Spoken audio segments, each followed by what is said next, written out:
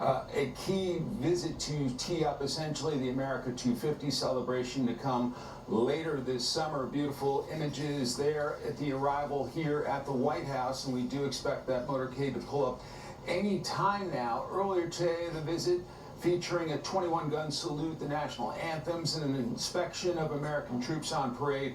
There were welcome performances by a range of military musical groups, and that military flyover here featuring more than 2,300 musical performers. In a lighter moment, President Trump revealed a royal story from his own family. My mother would be glued to the television.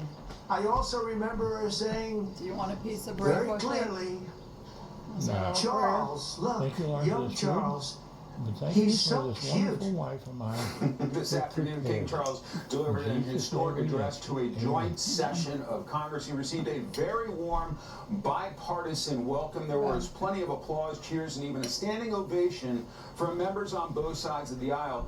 The King joked the U.S. and U.K. share, quote, everything in common, except, of course, language. That was a big applause line for him. This will be the first formal white tie event here at the White House since President George W. Bush hosted Queen Elizabeth, the King's mother, back in 2007. Jason? Mike, I thought the comments that the King made before the United States Congress, they were very well received. It was good to see people on both sides of the aisle, and he was pretty funny as well.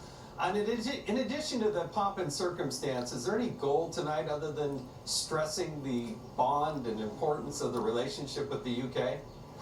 I think one would expect that the King is essentially here to try and make sure the United States knows exactly how much the United Kingdom thinks of this country, how much the relationship means to them, and essentially trying to make things a little better between the two historic allies at a bumpy time when the President and the Prime Minister have not always seen eye to eye on some key issues, but the relationship is long and enduring and very warm historically, and so I think the King's here essentially to try to remind everyone of that, and certainly the President rolling out the red carpet to greet the King and the Queen here this evening. Literally the red carpet. Mike Emanuel, thank you. We'll come back live with the arrival of the King and Queen there on the south lawn of the White House. And as we wait for the King and Queen to arrive, let's bring in Hillary Fordwich, a royal watcher, and Thomas Corbett Dillon, former advisor to UK Prime Minister Boris Johnson. Hillary, let me start with you. The President, literally, as I said, rolling out the red carpet, but the US-UK alliance, it's been a little bit strained. What does the visit actually mean for United States interests? Well, it's actually very high stakes here, Jason. Thank you for having me, and especially with Thomas. The high stakes are because, obviously, there's been political friction recently on many different counts, not the least of which was obviously Sir Keir Starmer, the Labour government, which is very analogous to our Democratic Party here in the US, being less than unsupportive of President Trump and our US objectives with Iran, but also with remarks with regard to the Falklands Island from President Trump, with Chagos not using the bases that we share with the UK not letting us use those bases for launching anything with regard to Iran, and of course, obviously, the impact of not being able to use those UK bases has been rather drastic. So the special relationship, in quotes, has been at a great amount of strain put on it, and this trip is the most important trip that probably Prince Charles, now King Charles, will ever make. Prince Charles was obviously waited longer than any other prince in waiting for this particular point in time, and now this speech that he made today as king was the most important of probably his entire reign. Why? It's mutually beneficial for our nations to be together. There aren't any other greater allies, and he had to get us back on track. To a great degree, I believe he did achieve that because he was talking more about what unites us than what divides us. Well, King Charles revealed his hopes for the U.S. and the UK ahead of America's 250th birthday. Have a look at this. America's words carry weight and meaning, as they have since independence. On your 250th birthday, let our two countries rededicate ourselves to each other in the selfless service of our peoples and of all the peoples of the world. Thomas, we expect the King and Queen to arrive any moment, but your thoughts on what the King just said before Congress just a couple hours ago? Yeah, I thought the King gave a great speech. I think he let his humorous side show through, which will be probably one of the first times the American people have seen that side of him. So I think it did well for him. I also was very impressed with the President's speech today. I think a lot of Brits were going to be listening to that and wishing, dreaming of a British politician that could give such a powerful speech, talking about the Anglo-Saxon spirit. I think we're all looking on wishing we had a leader like the President Trump who could rally the English people like they need right now as we go through some rough times over the pond. But I did think the King brought a great message and, very entertaining and lots of nice little moments throughout the day. It's been a wonderful day for both countries. Hillary, how do you think this is going to play in the UK? Because, when the King is traveling to the United States, warmly met by President Trump, how do you think that's going to play in their view of the United States of America? Well, actually, I do think, Jason, it's going to go over better than actually it was anticipated, because there was a YouGov poll that said something like 45% at least of the British public was against this trip. Of course, they only interviewed over 1,500 people, so I don't know how they can think that's representative of the whole of the UK, although YouGov is usually rather reputable, I would say. But I think this actually will be very impressive. To Thomas's point, President Trump was extremely presidential, he was diplomatic, and he had a very uniting tone, and he did stick to script. I think that he inserted some comic levity as well. He talked about, actually greeted everybody with a comment with regard to the British weather, but he also talked about his great love for the monarchy, and he talked about obviously his heritage, his mother loving the Queen, and the comment about Prince Charles at the time saying that he was very cute, and King Charles stood there, was next to him and was sitting, was rather chuffed about that. But I will say, he didn't mention something which was, as a little boy, one of his first memories was sitting on his mother's knee watching the coronation. So we know that President Trump has a great affinity, and I would be very surprised if nearly all of the Great British Isles and everyone in the United Kingdom, and indeed the Commonwealth, wasn't impressed by the uniting tone that President Trump mentioned. Something that isn't talked about a lot, though, is that Queen Camilla, over the years, has maintained a good friendship with Scott Bessent, the Treasury Secretary, and that, I think, has played into this. Lots of relationships, both sides of the Atlantic, strengthened through this visit. Yeah, and certainly the First Lady and, of course, the Queen. These types of things, the imagery, the pomp and circumstance, it does make a difference, Thomas, and it is something that the world looks upon by millions and millions of people, even though it's rooted deep in tradition. With all the things happening in the world, these things do matter, and everybody's, every move, every comment, every piece of video is caught on camera, and people make judgments based on it. Absolutely, and everyone talks about how the Brits are very good at their state visits. Well, I think everyone's been very impressed with the turnout today. That was a great display. We had the troops doing the march by, we had them dressed in their colonial outfits. I thought it was a really nice show, obviously rolling out the red carpet for everyone. The president obviously cares a lot about this relationship, and you can tell he put a lot of attention into the details here. I understand everyone tonight is going home with some honey from the First Lady's new beehive in the garden. So it's been a really nice day for everyone, and I think it's really united the two nations. I think there was a few questions about whether we would see any pressure from both sides. Obviously, we've had a few iffy situations recently, but it really shows you that this special relationship goes above any sort of day-to-day politics and really does endure, because as the president sort of alluded to in his speech, those founding fathers, a lot of them tended to be either Brits or had British parents, and that, the spirit that they created this nation from comes from England. So I think it was a really nice moment to bring that and reference that in the speech. I think the British people were very happy, and hopefully the Americans liked it too. Well, I think when President Trump put Winston Churchill's bust back into the White House, it was a strong signal to the Brits that, hey, we do care about the relationship. It was really important. Hillary and Thomas, stay with us. We're going to come back when the King and Queen arrive. We think that's going to be at any moment, but we don't quite know until they actually arrive. All right, 3 assassination attempts against the President of the United States. This happened in 2 years. And Democrats, they think they figured out what the problem is. I put a lot of it at the feet of the Trump administration for a lot of the things that they've done. The president has had a part of that, okay? I mean, he's had responsibility in the rhetoric, and he should own that, right? Like, his tweets exist, okay? Like, there's a reality of that. This president is guilty of inciting violence. At what point do people simply say, how hey, ridiculous. Trump, it's clear that you're the Shame Trump? on you all. So they're victim blaming President Trump. Imagine if a Democrat president was almost killed 3 times and Republicans responded by saying it was her fault. We'd be eviscerated, and rightfully so. And while Democrats claim Trump is the issue, they're still refusing to tone down their own rhetoric. The biggest offender, perhaps, is Hakeem Jeffries, who doubled down on his maximum warfare comments. I stand by it. You can continue to criticize me for it.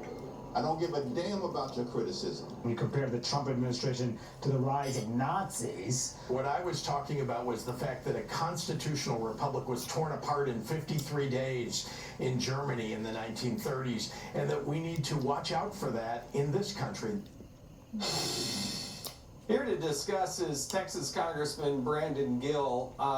Look, there's some effort, Congressman, by those in the media that it's a both sidesism, that it's, both sides are doing it, but how do you see it?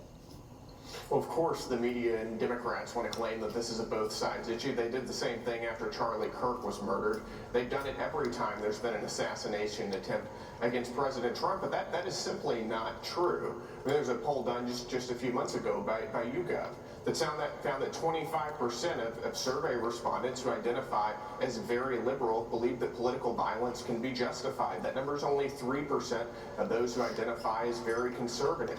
If you ask, do you believe that it's okay to celebrate the death of a political opponent? 24% of those who identify as very liberal say yes. That number is only 4% for very conservatives. Now, that should be 0 for everybody, and we ought to be able to all agree on that. But the idea that this is a both sides issue is simply not true. This is an issue that we're seeing predominantly from the political left in the United States, and that's why you're seeing multiple high-profile assassinations or assassination attempts against conservatives.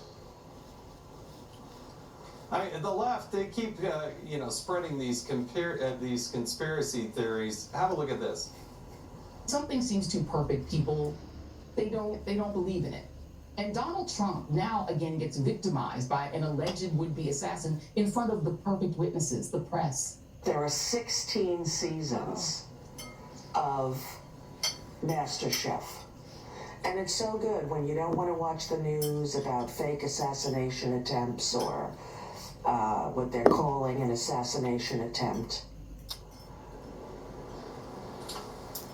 Congressman, I mean, it's one thing to have vibrant political debate and discussing issues. It's another one to call somebody Hitler and then try to, encourage people to take action.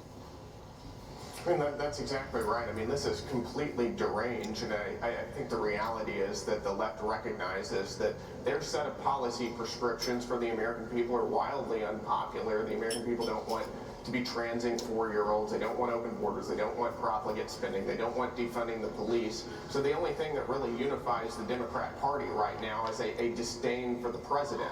So whenever somebody tries to even murder our president, the president of the United States, the left will not send their condolences to the president, to his family. They won't try to tone down the rhetoric. And instead, they'll come up with some bizarre, wacky conspiracy theory that this was made up. I mean, this is brain-dead stuff that we're seeing from the other side of the aisle. And frankly, it's disgusting.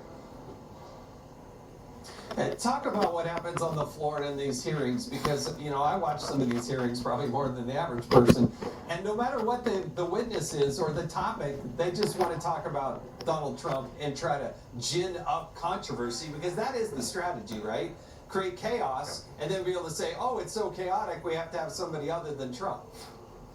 I mean, that's exactly what it is. And we hear this stuff every single day on the committees that I sit on. I mean, I was in a hearing today on the FACE Act, and instead of talking about the FACE Act and how it's been weaponized against pro-lifers, Democrats wanted to talk about other ways that they could figure out to bash the president or talk about January 6th or something like that. I hear every day in the Judiciary Committee about Democrats referring to Republicans and the president as Nazis or as Hitler, referring to ICE as the Gestapo. I mean, this is a daily occurrence right now. There's no substance coming from the other side. It is pure vitriolic hatred. Quickly, Congressman, you're on the Oversight Committee. Congressman Comer has talked about the briefings coming up, and we're going to talk to him about what's going on with the Secret Service. But what are your concerns? How do you read what's going on with the Secret Service right now from your vantage point? Well, I think there's still several unanswered questions there. We're going to get to the bottom of that on the Oversight Committee. Chairman Comer's done a phenomenal job of making sure that we're on top of this, on top of several issues that are important to the American people so that we can provide real oversight. So I'll leave it at there's a lot of unanswered questions right now that I think the American people would like to know. And finally, I just want to say, Congressman, you want to see a good video and some good questioning, you questioning the person about abortion and what she was in favor of, go look that up online, because that's some of the best questioning we have seen. Congressman Brandon Gill of Texas, truly do appreciate you joining us tonight on the Ingram Angle. Thank you. All right, coming up, Kimmel, he calls it a joke, but why do his punchlines, they always go one way, and they're not funny. The better Jimmy, well, he's here, coming up next.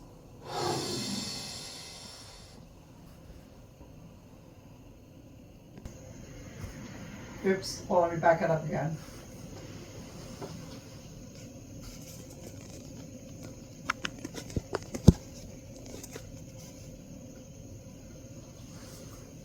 Order your life back now. Don't wait another... All right, this is a Fox News alert. President Trump is greeting the King and Queen of England ahead of tonight's state dinner at the White House. You see the President of the United States, Melania Trump, the First Lady, the King and the Queen of England there at the UK, and it's quite a moment. White tie dinner has not happened as a state dinner. The pomp and circumstance. You actually have the red carpet there. Let's bring back in Hillary Fordwich and Thomas Corbett Dillon, who are experts on these types of things. Melanie dressed Hillary, very well and explain very to the beautiful. moment. Explain what's going on? Well, let's just talk about this as a historical event here, Jason. What we're looking at here in terms of their gowns, we can all remember when actually King Charles came as Prince Charles. He was here with Princess Diana, and they danced the night away with, she was with John Travolta, and that was considered a very iconic moment. There won't be the same sort of situation tonight. This is a state banquet, and I believe that what we're having this evening is there'll be obviously very, very, very, the head of all of the, like the cabinet will be there, and we're walking in right now. You're seeing them walking in between them and all of, obviously, the military there as the guard greeting them. And this is done on formal state occasions at the White House for heads of state, and they're entering here through the main doors, and you'll also see many cabinet members that are probably entering as well. Thomas, it's a big moment, and it's the strengthening of the relationship, and they're going to have a wonderful dinner. It's not in the big, beautiful ballroom yet, but nevertheless, in a smaller room, this is an important moment for both sides in strengthening the relationship, isn't it? Absolutely, and once again, the First Lady just knocks it out of the park. She is just a pro at this, looking absolutely lovely there. So yeah, it's a very important moment, and just today we saw some very important American dignitaries. I saw Tim Cook, or Tim Apple as the president calls him. He was in the garden, so I wonder he'll probably be attending the dinner. So yes, once again, this is a very important day. A much smaller affair. I'm sure the president has upset that ballroom's not ready, because he could have, 1,000 people in there. So it's a small little gathering, but the king will be happy, and I'm sure we'll hear from them later on too. Hillary and Thomas, thank you. Now that they're in for the state dinner, we will follow every part of it that we can possibly. But thank you so much for joining us tonight on the Angle. All right. Here, look at Mo, so beautiful. Mrs. Trump, you have a glow like an expectant widow. Turns out Jimmy Kimmel, well, he hasn't learned anything. He had every opportunity to apologize for his so-called joke, but instead, he doubled down. Obviously was a joke about their age difference and the look of joy we see on her face every time they're together. It was a very light roast joke about the fact that he's almost 80 and she's younger than I am. It was not by any stretch of the definition of call to assassination, and they know that. I've been very vocal for many years speaking out against gun violence. Yeah, right, Jimmy. Kimmel sees nothing wrong with it, and, well, that's probably the problem. When political opponents are cast as existential threats, when everything becomes warfare, when people laugh along with jokes about assassinations, is it really shocking when somebody finally says the quiet part out loud? You ought to be fired. Well, here to weigh in is Jimmy Failla, Fox News Saturday night host. All right, Jimmy, the Kimmel one was suspended a couple of months ago after joking about Charlie Kirk's assassination. Nobody found that funny. So after this, he's still doubling down. What's your take on all this? Well, everybody always refers to me as the funniest Jimmy in late night, but that's like being the hottest chick on The View. You know, it's not really the compliment it used to be. Given what I'm now up against with Jimmy Kimmel, I mean, this guy is where blimp accidents go to feel funny. Okay, here's the problem with Kimmel in a nutshell. I obviously agree with the First Lady that the joke was tasteless, but I don't want to fire him. I think the punishment for being Jimmy Kimmel is being Jimmy Kimmel. Nobody takes this guy seriously, and the thing he's doing wrong, and this really matters to me as a comic, is he's blaspheming Johnny Carson.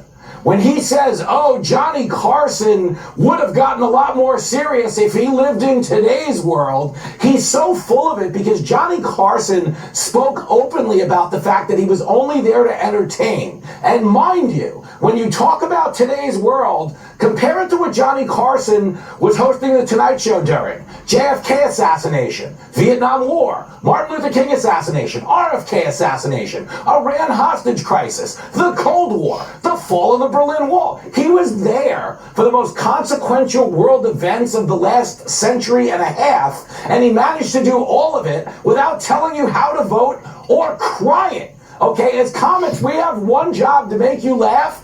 Kimmel does the opposite of our job. He cries. Imagine you went to a strip club and every time they played a new song, the girl put on more clothes. You'd be like, what the heck? But that's what Kimmel's doing. He's a reverse stripper. All right, that's one way to look at it, Jimmy. Carson was the best. I mean, he truly was the best because he made jokes about both sides, and then he just moved along. And he didn't get out and tell you how to vote. There was no one person who does try to get at you. But one person who's out there is George Clooney. He made sure he went to defend his friend Jimmy Kimmel. Watch this. Jimmy's a comedian, and I would argue that Caroline Leavitt didn't mean shots should be fired, right? She was making a joke. Fair enough. So I look at that side and go, well, jokes are jokes, but the rhetoric, I think, is a little dangerous, and we've seen it a lot lately. Yeah.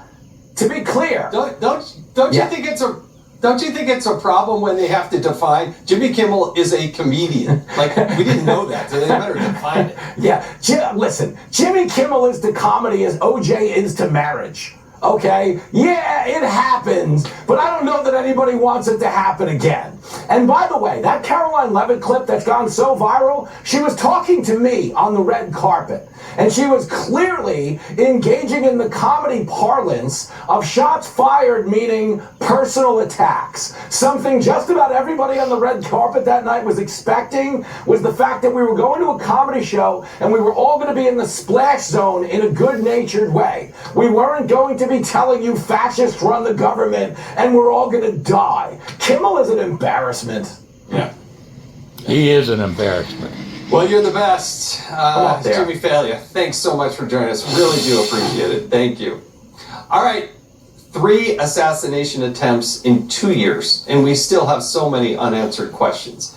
And Secret Service Director Sean Curran is making the rounds on Capitol Hill to reassure lawmakers that his agents did everything by the book. You're confident in the job of your agents. Do you see a need to change the security posture going forward? My agents did a great job. Why wasn't the security perimeter out? There's a reason, but I'm not going to get into that. It's that's why we do that. Here with reaction is someone who met with the Secret Service Director, House Oversight Committee Chairman great James man from Comer. All right, Kentucky. Chairman, what questions do you have after meeting with Sean Curran, the Secret Service Director?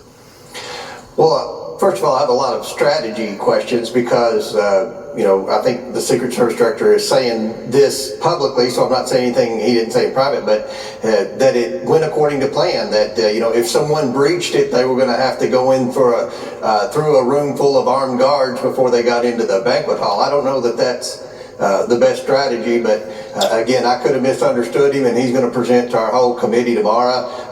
But I think that the American people have serious concerns, and I keep citing you, Jason. When you were chairman of my committee a decade ago, you had several hearings on the Secret Service, and you were concerned about a lack of training, a lack of morale, a high turnover rate. I asked the director about that, and he said that the turnover rate's still a problem, but he defended the training and things like that. So we don't want to criticize the Secret Service. We want to make the Secret Service better because we have a lot of people that we have to protect to save our government and to save, the stability of our government, and we expect the Secret Service to do better.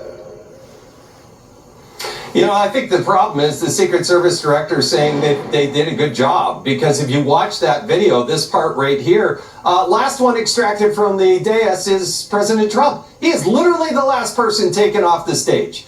I don't know how in the world you can go through that. We had a President of the United States, Donald Trump, shot in Butler, Pennsylvania. What happened?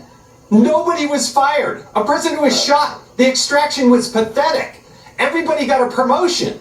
That's the problem with Washington, D.C., and that's the problem with the Secret Service. And that's right, Jason. And it's the same people in charge today that were in charge at Butler. It appears to me it's the same security team, so you're exactly right.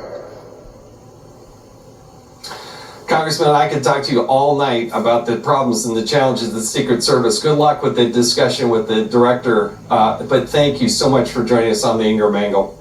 All right, coming up, James Comey indicted yet again. Details coming up next.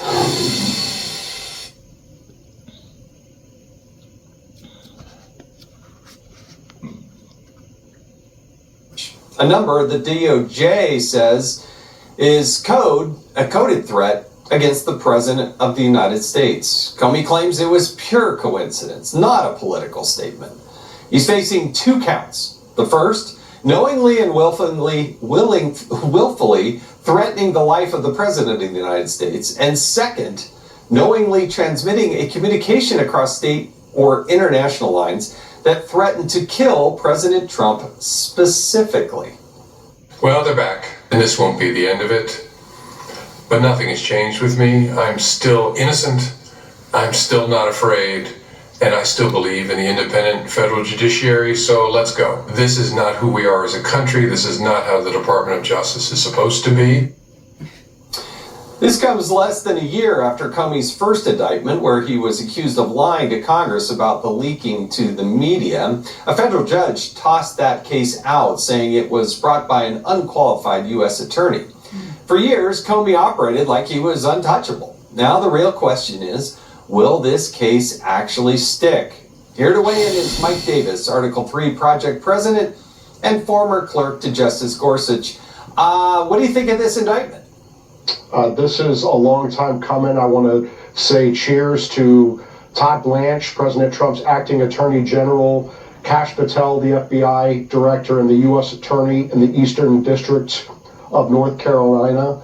James Comey is the former director of the FBI. He clearly knows that saying 86 47 promoting that on Instagram is a clear threat. And this was after the second assassination attempt against President Trump. James Comey did this.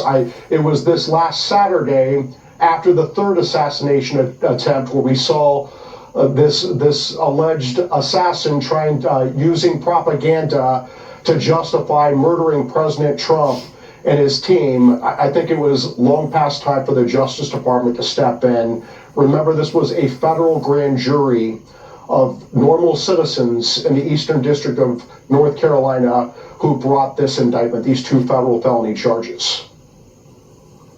So North Carolina does make a difference, but I want to also ask you about, is he going to self-surrender? Will he be arrested? I mean, a warrant has been issued. How do you see this playing out? Well, he better turn himself in, otherwise you're going to see the U.S. Marshals go arrest him. Remember, I have zero sympathy for James Comey. This is the same James Comey as the FBI director when President Trump started the first time, who set up a political hit on General Michael Flynn, President Trump's national security advisor. Comey has politicized and weaponized the FBI, intel agencies to go after Trump. He got caught lying about it before Congress. I hope this is just the beginning of James Comey's legal troubles. Hey, Mike, real quick, we're short on time here. How strong is this case if you just took a picture and posted it up on Instagram? How strong a case is that? There have been people who have gone to prison for a lot less than this. This is the FBI director. He's not above the law, and he must be held accountable. Mike, really do appreciate it. Thank you. All right, coming up, the energy world just turned upside down. That's coming up next.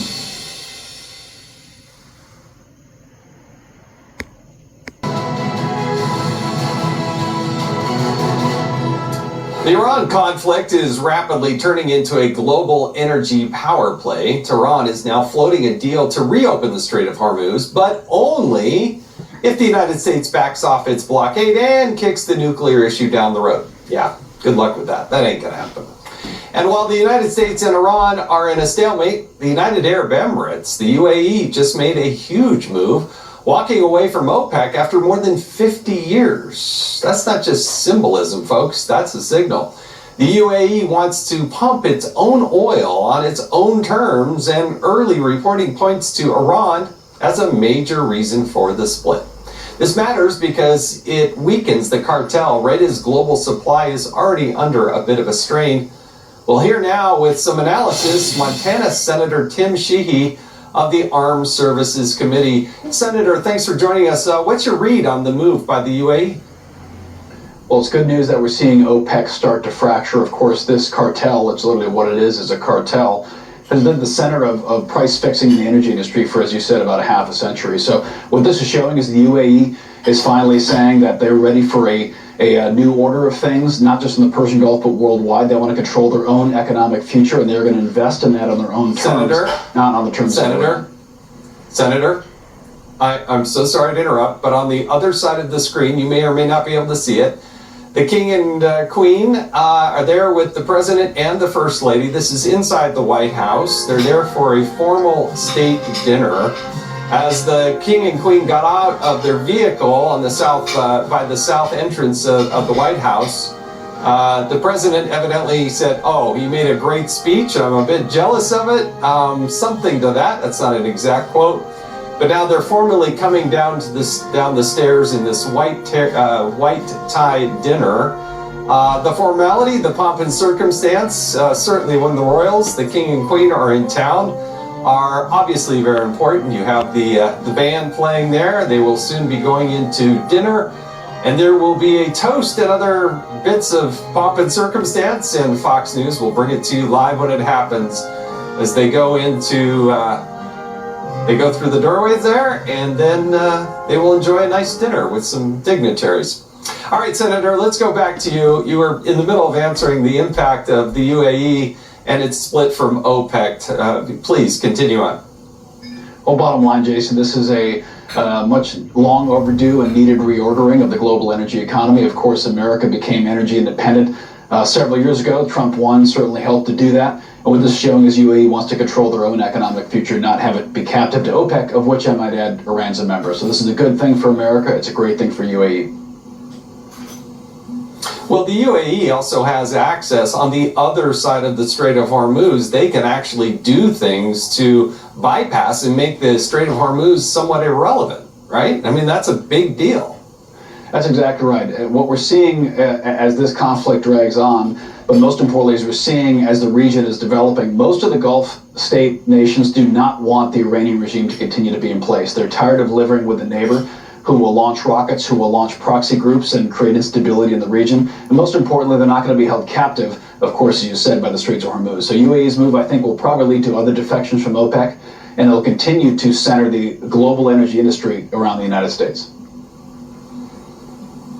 Tell me more about this blockade, because the reports from the research firm Kepler, they're saying that Iran is running out of places to store their crude oil. It's really the only source of income that the 90 million people in the government of Iran have, and that they estimate that the unused capacity will last a little bit more than 3 weeks. When, of course, oil wells can't just be shut off and turned back on. Once they're pressurized, once they're running, really they have to keep running indefinitely. So their in-place storage on shore is full. They have old tankers parked offshore that they're also filled with oil. They're running out of storage. So the only option now is to start flaring, literally burning their own oil because they can't stop the pumps. So their energy industry is on the verge of collapse. They started the blockade, but we're going to finish the blockade, because by targeting Iranian tankers or tankers associated with the regime or our adversaries, we are playing a game of global economic chess. Scott Besson, I think, has described it very, very well, that we are making sure that the pain of this strait is applying primarily to our adversaries. And of course, Iran has been supplying our adversaries with discount oil for, frankly, generations. So what we're seeing here between UAE leaving OPEC and Iran's energy industry approaching collapse is, of course, a reordering of the global energy framework around American energy, of which we have plenty. Senator, do appreciate it. Thanks for joining us. All right, coming up, a Democratic congresswoman tells Lee Zeldin to drink weed killer. Don't drink it. Don't inject it. Maybe you should try doing that. Well, did he do it? We'll ask him. He's coming up next. Lee Zeldin. With kids still at home and a full-time job, taking care of mom was becoming a real...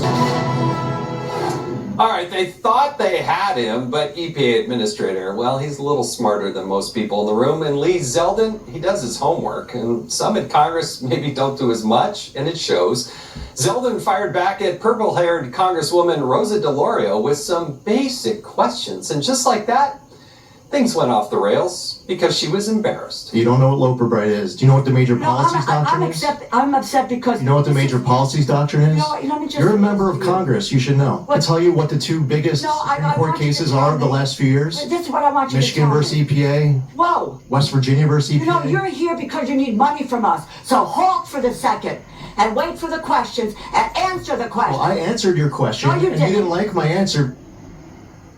She was so flustered that she suggested he drink weed killer. If your cup was filled with glyphosate, I'm telling you as the administrator of EPA, don't drink it. Thank you so much for agreeing to what we need to... I don't know what the question was. You're holding up a cup saying glyphosate. You know... Don't drink it. Don't inject it. Maybe you should try doing that. All right, this was a great moment. As somebody who served in Congress with Congressman Lee Zeldin, it doesn't get any better than that. Well done, Congressman / EPA Administrator. Yeah, Jason, when I was nominated by President Trump to serve as EPA Administrator, it was actually one of the very first topics that came up. Was going into low bright and what it means as EPA Administrator, the implementation of it, and Michigan versus EPA, West Virginia versus EPA with the major question doctrine. What will that mean once confirmed? And you could argue actually that these are the two most important principles as far as separation of powers for the relationship between Congress and the executive branch, and the fact that somebody who not only is a former chair of the House Appropriations Committee, but somebody who wants to be the next chair of the House Appropriations Committee, and she doesn't have any idea of this overturning the Chevron doctrine and what it means.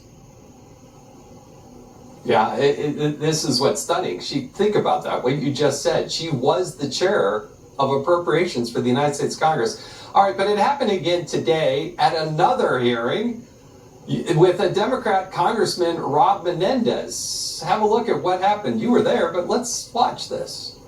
What do you think about the $220 million ad campaign that Secretary Noem had with the DHS that went directly to Trump? I'm talking. That went to Trump operatives. How about the conflicts of interest during the Biden EPA that you don't want to? All right, what about the Trump administration? Say that Secretary Noem was wrong. Say that Secretary Noem was wrong. You're not going to.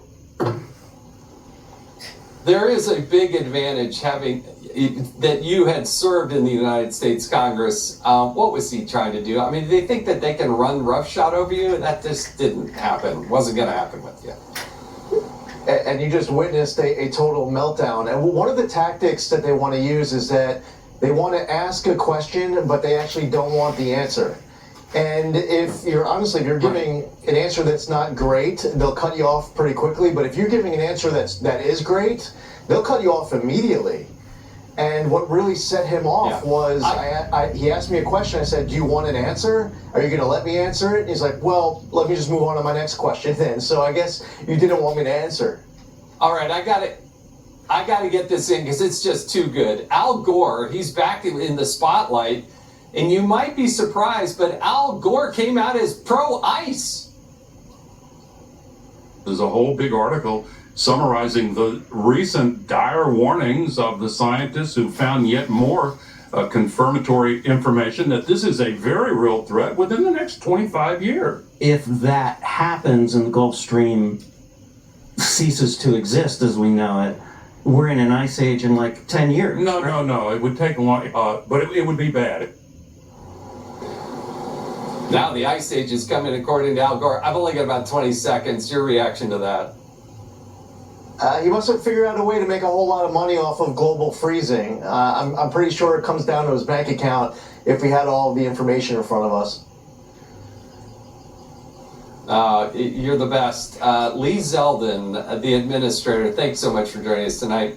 All right, that's all the time we have tonight. I hope you have a chance, if you can, check out my podcast, the Fox News podcast, Jason in the House. Just type in Jason in the House, where you're at. You can get my podcast. You would love it. We did a great one with Lee Zeldin in the past, by the way. Thanks for watching this special edition of the Ingram Angle. Jesse Waters Primetime. He takes it from here. Have a great, wonderful night. Ago, when Richard Nixon was in the White House. Nixon tried setting the young prince up with his daughter. The two of them even went to a baseball game together. King Charles has also addressed Congress today, making him the second British monarch to ever do it. The first, his mother, Queen Elizabeth, and the king came loaded with jokes. We have really everything in common with America nowadays, except, of course, language. Things have been a little tense with the British lately. Trump says they haven't been the best allies. They didn't help us with the war in Iran. And their prime minister has been a bit stubborn. But the king says we're still in this together.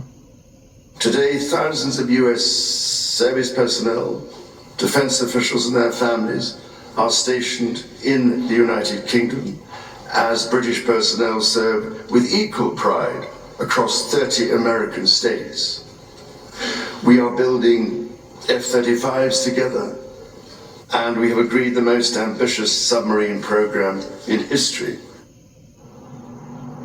Sometimes good friends fight, but they always come together for the most important moments.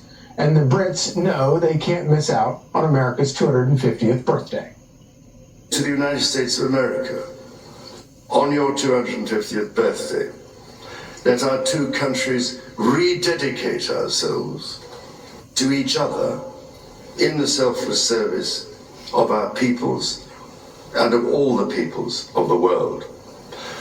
God bless the United States and God bless the United Kingdom. Mike Emanuel is our chief Washington correspondent, and he's at the White House tonight. Good evening, Mike. Charlie, good evening to you. Appropriate that you are hosting with a king named Charles here at the White House with his Queen Camilla, and a lot of pomp and circumstance here at the White House. The word that keeps coming to mind is pageantry. We've seen it all day long. It's something the Brits do very, very well, and now you're seeing the American version of it, a variety of military honor guards basically doing the things that they train for the most special occasions, this being the first state visit of the second Trump turn, basically a sign of just the close historic relationship between the United States and United Kingdom, and King Charles here doing a bit of a charm offensive, if you will, to remind folks exactly how tight the two superpowers have been over the years, over the decades, other than the start of the relationship when we split from the UK, Charlie. That slight awkwardness there at the beginning, but we've been great friends ever since. It is remarkable, I've noticed, and I'm sure you've noticed this over the last couple of weeks, this state dinner is the hottest ticket that I think I have ever seen in 25 years of covering Washington. Absolutely, and we've got some of our friends and colleagues attending this evening. Of course, Jesse Waters and his wife, Brett Baer, and his wife, our CEO, Suzanne Scott, Maria Bartiromo, some famous folks like golfer Rory McIlroy, a lot of the cabinets here, and a lot of top executives from major, national and international corporations, signifying just the importance of this relationship, and the first white tie dinner of its kind, state dinner of its kind, since George W. Bush, 2007, when he hosted Queen Elizabeth here at the White House. And so really rolling out all the red carpet and everything to show the U.S.-UK relationship is strong at its core going forward. It's as special as it's ever been. Now, normally these state dinners are done in the East Room, but I guess mainly because this is such a hot ticket, I guess the dinner has been spread out beyond just the East Room. Well, you're absolutely right, Charlie. And as you mentioned, there are tons of folks who wanted to come to this. There are tons of folks who got the golden ticket and are here tonight. And so we're seeing them really utilize the space of the White House in a unique way. Of course, President Trump absolutely wants his ballroom to be built so you can make this an even bigger guest list, but it's not ready at this point. So they're making do with the existing structure and using it in a creative way to try to make room for as many folks as they could get into this very hot dinner on this April night. Well, President Trump never misses an opportunity to make his argument, and if he can make his argument tonight that we need a ballroom, he's going to make that argument. Mike Emanuel, as always, thank you so much, and we'll be checking back with you throughout the night. Great to see you. Thanks. So tonight will be the White House's first formal white tie event since President George W. Bush hosted Queen Elizabeth in 2007, as Mike just mentioned. On the menu, a creamy garden vegetable French-style soup. It's the opening course, and it will just warm your heart. Second course, a spring-herbed ravioli with some ricotta cheese. And for the final course, a Dover sole expertly prepared and bathed in brown butter. I would have just gone for the butter. The fish is accompanied with some sweet snow peas and layered potatoes. And if you still have room for dessert, the White House is offering a sweet beehive-shaped chocolate cake with smooth vanilla bean custard. They say the dessert will leave you with a nutty taste in your mouth, balanced with a brown butter crumble. It's also drizzled with a little White House honey for some extra sweetness. And of course, it's no dinner without a little vino, some Pinot Noir, some Riesling, and of course, Chardonnay. And for the president, we all assume he'll have a tall glass of cold Diet Coke. Kinsey Schofield is a Royals expert and commentator, and she joins us now in studio, and it is so great to have you here. Can I just say, after listening to you read that menu, I could listen to you read a phone book. Really? What a thrill. Well, they had to actually alter it to take all the French words out, because I don't know how to say French words, and but this is why you're a Royals expert, and I am not, because you could probably have said all of those words. But what an amazing day today has been, all the pomp and circumstance. First off, just sort of big picture, what have you made of today? Well, I mean, I think that it shows us the quiet diplomacy that the royal family has now become so famous for. What we do understand is that there are real tensions behind the scenes between Prime Minister Keir Starmer and President Trump. I thought it was very polite of you to say stubborn when, if you're watching UK media, you're seeing words like corrupt. So how kind of you today. You're just trying to keep We're trying to be British. Just for tonight. Yeah, exactly, just for tonight. And what we see is the king being that mediator. He has been I want to use the word friend to President Trump for quite some time. Between his two terms, we know that the king was writing a pen pal of Donald Trump. He's also a pen pal to Melania. They exchanged gifts this trip. And while I did think that his speech was a little political throughout the speech to Congress. To Congress today, I also think that they're clearly happy to be with one another and enjoying each other's company. So he touched on some environment stuff. What else about the speech made you think it was kind of slightly political? He says diversity is a strength of both of our countries when we both have immigration issues that I think are undeniable, especially the UK. He brought up NATO, which is a sore subject for the president. There are questions surrounding faith specifically. He wants to be the defender of all faiths instead of the head of the Church of England, and you're seeing people, kind of question that statement. So those were some of the comments that concerned me. But I will tell you, I thought the president's speech was the best speech. Yeah, it was amazing. But one thing about Charles's speech, one of the biggest applause lines he got was when he talked about the balance of power and keeping the executive in check. Right. But when you looked at the floor, actually both sides of the chamber sprang to their feet and cheered for that. And kind of a cheeky thing for the King of England to say, and of course we all notice sort of the irony of the fact that half of the people in the chamber today, who are in there today, have spent the last 2 years walking around with no king's signs. So they had to kind of stuff those in the trunk of their Vespas to come out and cheer the king.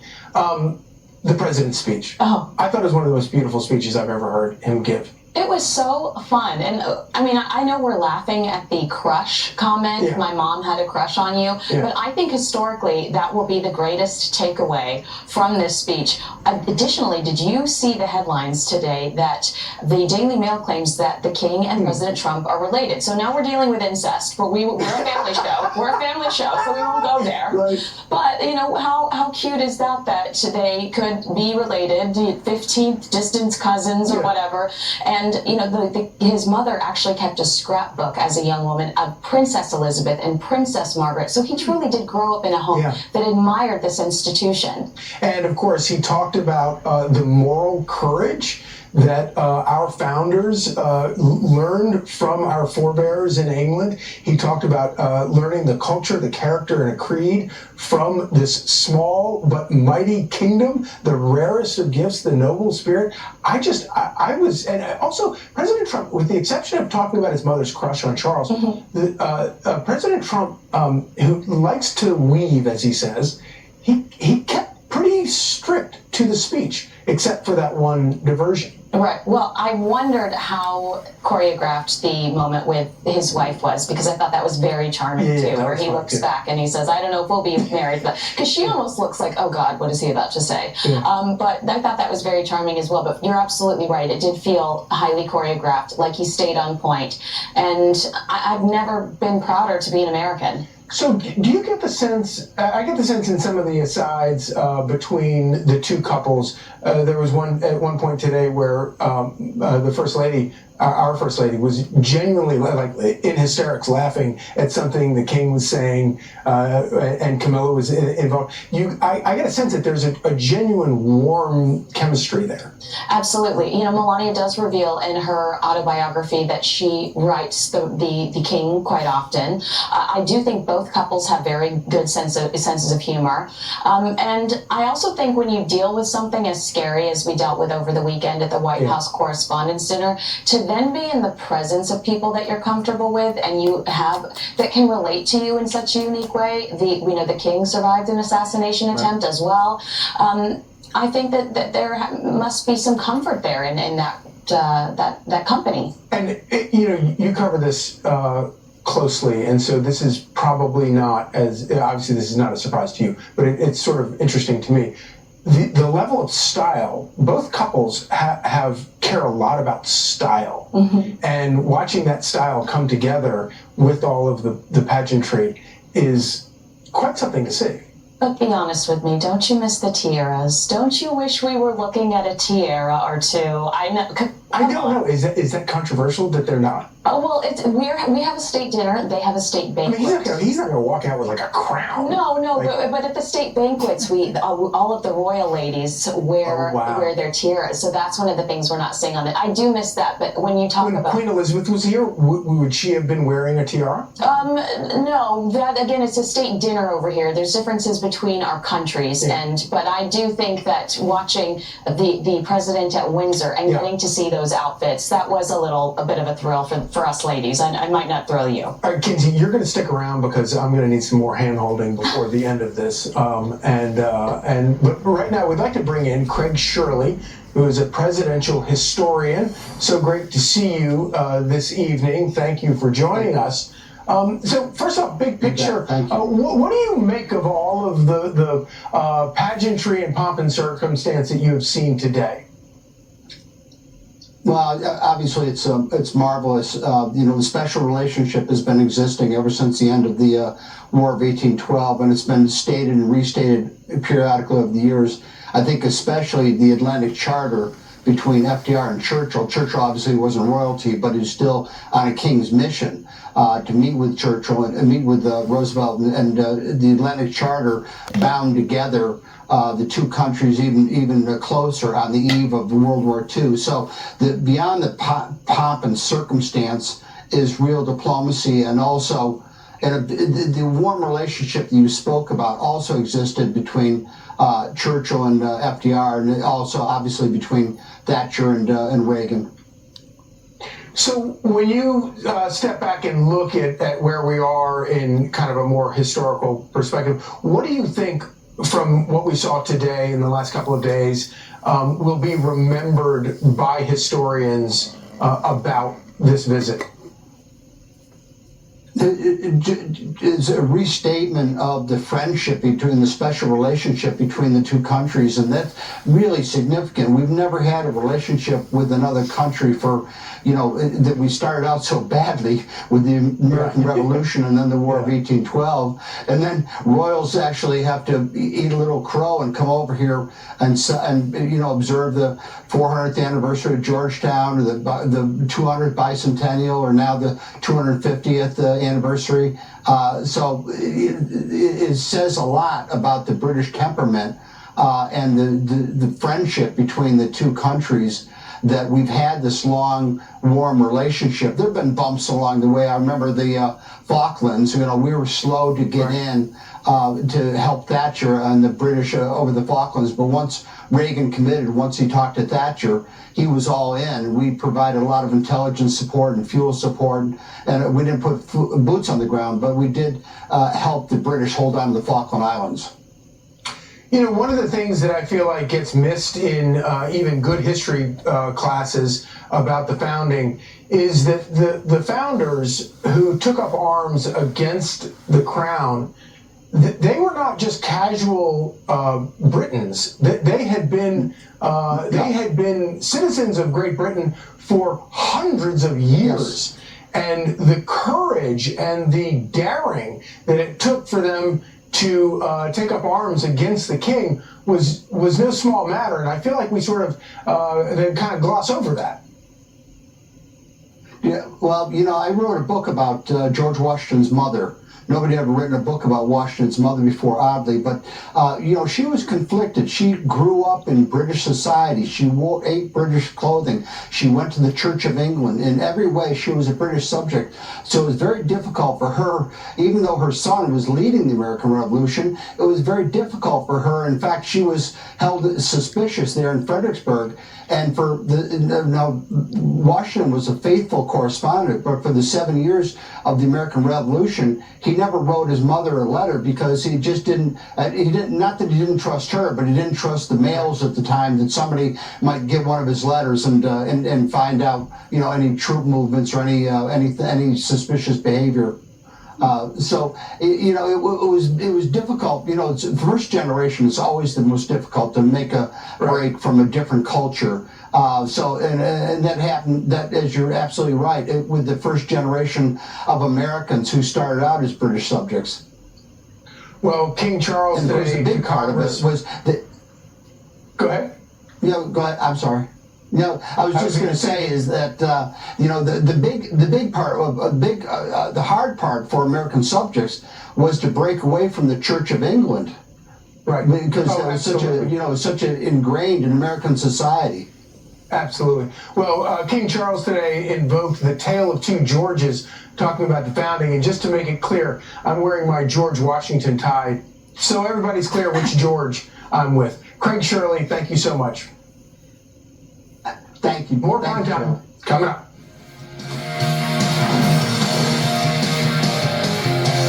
Fox News alert, President Trump is set to host King Charles and Queen Camilla for the first formal White House white tie event since 2007 when President Bush hosted Queen Elizabeth. We will take you live into the dinner as soon as we get it. So Jimmy Kimmel's really ticked off Melania, and now he's doubling down. It was a pretend roast. I said, our First Lady Melania's here. Look at her, so beautiful. Mrs. Trump, you have a glow like an expectant widow, which obviously was a joke about their age difference and the look of joy we see on her face every time they're together. It was a very light roast joke about the fact that he's almost 80 and she's younger than I am. It was not, by any stretch of the definition, a call to assassination. Joe Biden was a walking corpse, but Dr. Jill never got any expected widow jokes. Jimmy's TDS is clearly terminal. He's blaming Trump for the plot to kill Trump. I agree that hateful and violent rhetoric is something we should reject. I do, and I think a great place to start to dial that back would be to have a conversation with your husband about it, because this isn't the First Lady's first rodeo. Her team wants to ride Kimmel out of town. It's done. It's over. Jimmy Kimmel should be terminated from ABC. This isn't an isolated incident. It's been going on and on and on. And the problem, as you're very well aware, is that there are crazy people out there who are listening to this violent rhetoric, this terrible political-oriented violent rhetoric, and they're turning it into action. Mentalist Oz Perlman was right there when it happened. He was supposed to join Kimmel after, but he pulled out. At least someone's willing to take a stand, because the rest of the media sure won't. The joke was made before the correspondence dinner. Jimmy Kimmel's not some crazy person who would wish the president to be killed. He just would not do that. The crocodile tears are a bit too much, even for those of us who would never say something like that or want anybody else to make a joke like that. But it was, at the end of the day, a joke about his age and not violent rhetoric. That wasn't violent rhetoric. Jake Tapper says keep the assassination jokes coming. It is a big problem of calls for violence and dehumanization, and it's getting worse. But it is not a problem to be wielded like a cudgel to try to stop journalism or jokes. Journalism and jokes are not calls for violence. Calls for violence are calls for violence. And far too many Americans in positions of power and influence are too blasé and too glib about those who make them. So when calling the president a Nazi or a fascist backfires, literally, Democrats don't want to look inward. They point fingers. So Caroline Leavitt came with receipts. She read their nasty, violent quotes out loud, and they don't like that. The so-called White House press secretary, who's a disgrace, she's a stone-cold liar, had the nerve to stand up there and read talking points being critical of statements all taken out of context that Democrats have made. This so-called White House press secretary wants to lecture America and lecture us about civility. Get lost, clean up your own house. The shooter's manifesto read like a Democrat talking point. It had all the buzzwords. But the left says no way they inspired a shooter. It must be staged.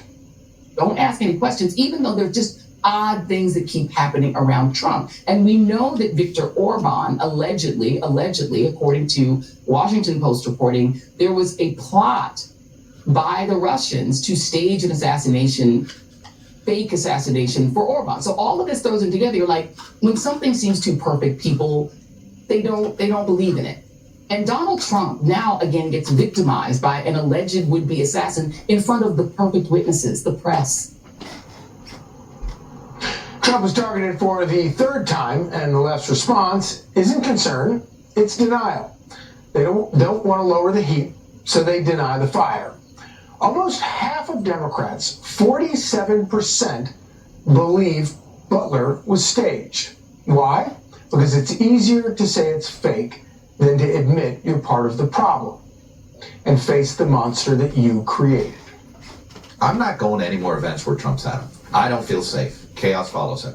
And you are less safe, right? If you decide to go into his orbit, you have become less safe. He does not care about your safety. I just don't know how much of an appetite there is for a do-over. I'm not sure that thousands of people who showed up on Saturday night necessarily want to do it again in a few weeks.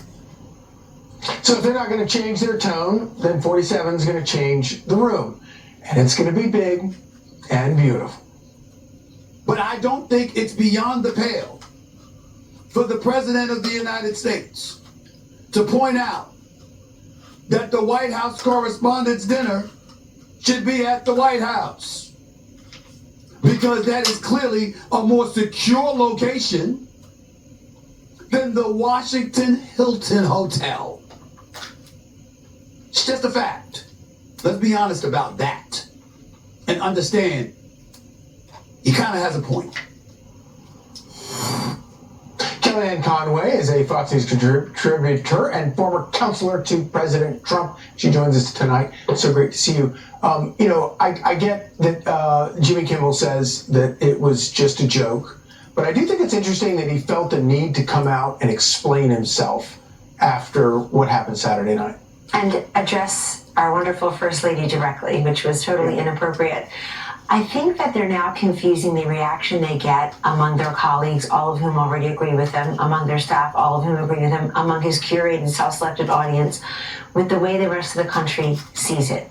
So if Jimmy Kimmel or Stephen Colbert or other unfunny people can get a bunch of knee-slapping, guffawing from their audience that's in there because they already agree with their point of view about President Trump, Charlie, they're missing the fact that President Trump got a majority of the popular vote. He won all 7 swing states. That's the biggest referendum and mandate you can think of. It's not a close call here. They stay in their safe spaces. The MRC, Media Research Center, reports that ABC News's coverage of the Iran war since it started is 93% negative, 93% negative against the U.S. We have people there now in the seas. We have soldiers over there, and they're 93% negative. Terry Moran got fired last year, earlier this year, for stating that Donald Trump and Stephen Miller have hate in their hearts, and now he's an anti-Trump pundit. These folks get fired and they become a full-time anti-Trump pundit. So when Jake Tapper calls it journalism, we know it's usually just journalism masked. It's partisanship masked as journalism. ABC News polls are always wrong. They had Biden winning Wisconsin by 17 points in 2020. No one's winning Wisconsin by 17 points. Right. It's why it's Wisconsin. They looked for Russia collusion for 3 years, high, low, in, out, up, down, all around.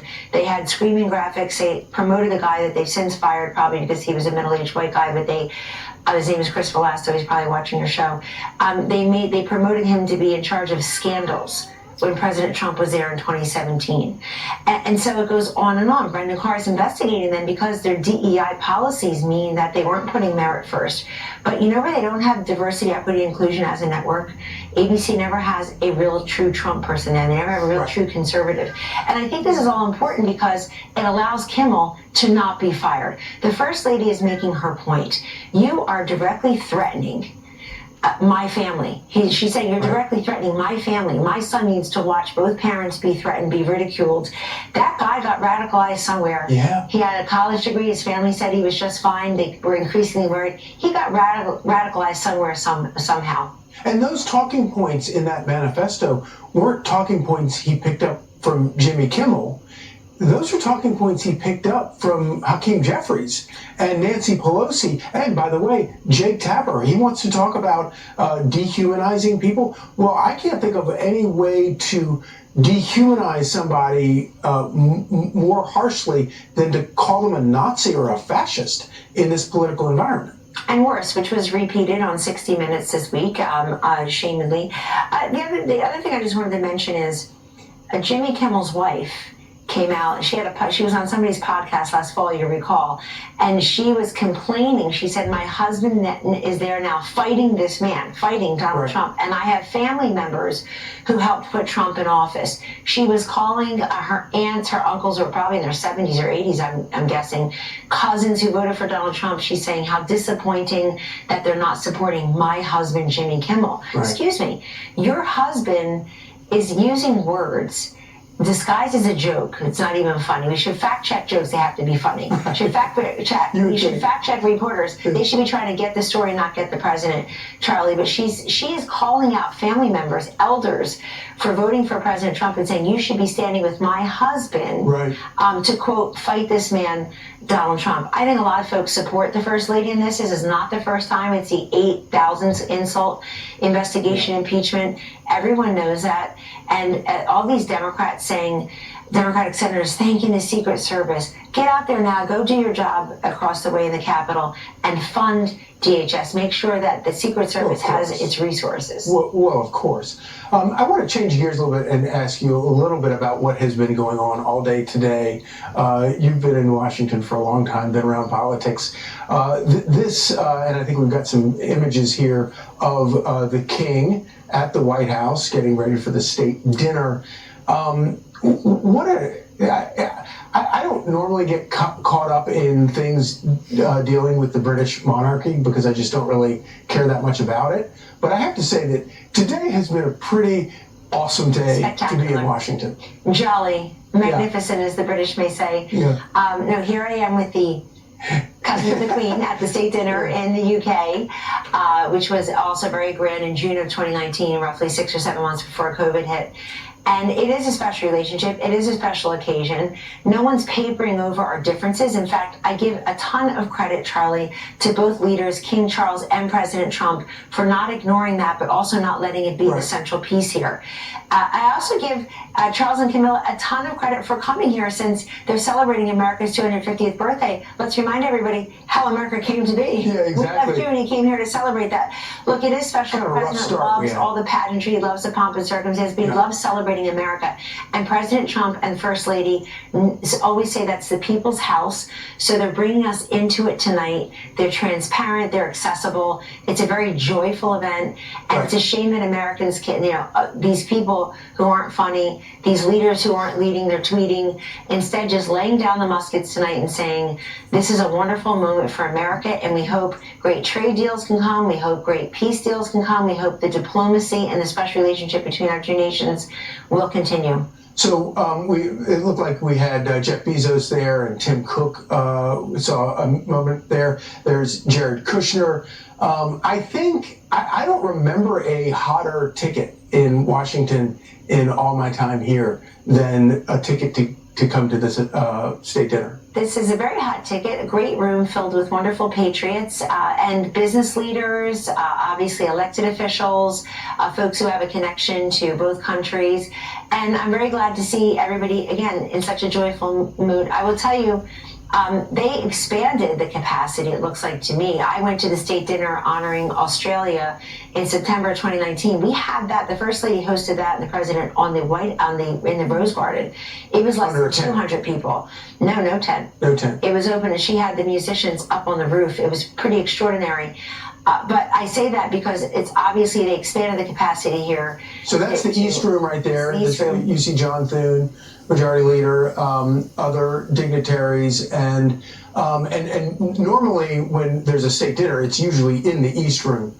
But tonight, and President Trump has not been bashful about making his argument that he needs a ballroom, they have expanded it and included it, I think, all the way around, maybe as far as the Blue Room. Maybe as far as the Blue Room or into the Cross Hall. I'm not sure how far it went out the other way. But he's not a guy who likes to say no. I'm sure many people asked him if they could attend. I witnessed that a great deal when I was in the White House for 4 years. He doesn't like to say no. He likes more, not less. He's a very inclusive person that way. And it's just a fabulous night. And also, I witnessed firsthand in that state visit in June of 2019 over in the UK. I sat at a dinner, the table with Sarah Huckabee Sanders, me, the man in charge of the British Navy, at the time Prince Charles, President Trump, at the ambassador's residence. They got a kick out of each other. I remember writing about it in my memoir, Charlie, and the fact checker at Simon & Schuster said, I'd like to ask you a question. How do you know Prince Charles got a kick out of President Trump? I'm like, because he was laughing. I can tell joyful people, maybe you're not one of them. I can tell the difference between joyful and miserable people. I also witnessed the way the Queen, Her Majesty, interacted with President Trump. That was pretty remarkable. Yeah. She and Prince Harry genuine. received about 20 of us right before lunch and had a special lunch. And then we, of course, had the state dinner that night. She went out of her way, I feel, to make the president feel comfortable. Obviously, he was very crestfallen when she passed several years ago. But this is a great room that nobody's trying to hide anything. We have Supreme Court Justice Neil Gorsuch, Secretary of War Pete Hegseth, and the wife of Justice Clarence Thomas next to him, Ginny indeed. Thomas. Although he is not seated, I think they split up the couples. Now, Kellyanne, you're a really classy lady. So I bet this is not something that would be of concern to you, but I would be really nervous about like where do you put your hands? Like which fork to use? Is it awkward when you're sitting at a state dinner like that? Well, remember, it's an American dinner. People did feel that way when we were in Great Britain. He gave us an entire protocol book. The part I remember at best is don't ask any personal questions of the royal family. In other words, at the time Prince Harry greeted us, his wife was pregnant with their son, which would be their son. Don't ask anything about that. But I remember in the after party, if you will, Princess Catherine asked me if I had children, and that allowed me to say, I do, and in fact, 2 of them were named George and Charlotte, and as are yours, and we had them first. So we got to talk about her 3 children, my 4 children, absolutely lovely. If they speak to you first about something personal, you're allowed to answer the question, but you don't dare do that, and you don't touch them. I did touch King Charles yesterday. I saw him at an event, and I did shake his hand. And I don't understand all these rules, but it did seem like today they were, the king was very garrulous and very sort of interactive. Still with us is Kinsey Schofield. So what are the rules there for, I've been surprised by how much glad handing the king has done with Americans in the Rose Garden and the South Lawn. Well, the generic rules are that him and his team, they're supposed to approach you first, and he typically has a handler there with him that knows exactly who you are, and he makes the introduction. You're not supposed to approach him first, which I saw a lot during Congress. I saw the fan club, kind of like pounce. But he seemed to roll with it. Well, yeah, that's exactly what I was going to say. So when you... all right, I think we have everybody standing up right now. It looks like the president and the king are entering, perhaps. But I'm sorry, Kinsey, go on with what you were saying. When you initially meet him, you're supposed to refer to him as Your Majesty and then Sir after that. As an American, you can shake his hand if he approaches you first, and then you are not expected to curtsy. I see Jeff Bezos and Lawrence Sanchez there. You don't have to curtsy, but of course I want to. I want to impress the king. All right, so this is coming from the main hallway, and here's the president coming in, and the First Lady, and King Charles and Queen Camilla. Let's listen in.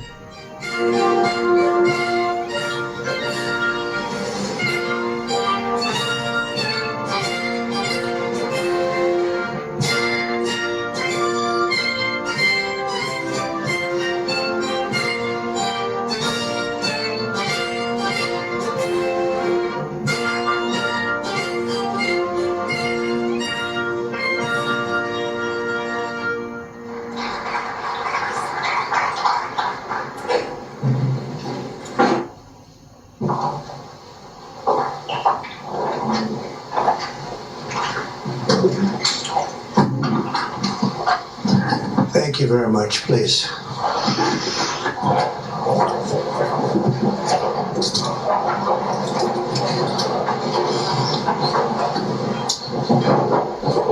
This is a great honor, and we welcome Their Majesties King Charles III and Queen Camilla of the United Kingdom to the White House. Very special place, very, very special. And I also want to, before we really begin, I want to congratulate Charles on having made a fantastic speech today at Congress. He got the Democrats to stand. I've never been able to do it. I couldn't believe it. I couldn't believe it. Praise the Lord. More than they've ever elected any Republican or Democrat, actually. So I just want to thank you and congratulations. It's not an easy thing to do. That's a tough place. It's a true privilege to have you here for this historic state visit. Last fall, Melania and I had the pleasure of visiting Their Majesties at Windsor Castle, a structure that's so beautiful and so long that it never seemed to end. I looked down as a former real estate person, and it just went on forever. And it was built by a gentleman named William the Conqueror in the year 1070. And I asked the king, I said, was he a nice man, William the Conqueror? He said, I tend to doubt it. I don't think so. When they call you William the Conqueror, generally speaking, you're not going to be too nice, but he must have been something, because there was nothing like I've ever seen Windsor Castle. But tonight in return, we are really doing something that's very special, preparing to celebrate the 250th anniversary of our Declaration of Independence, a big time in our country, very big time.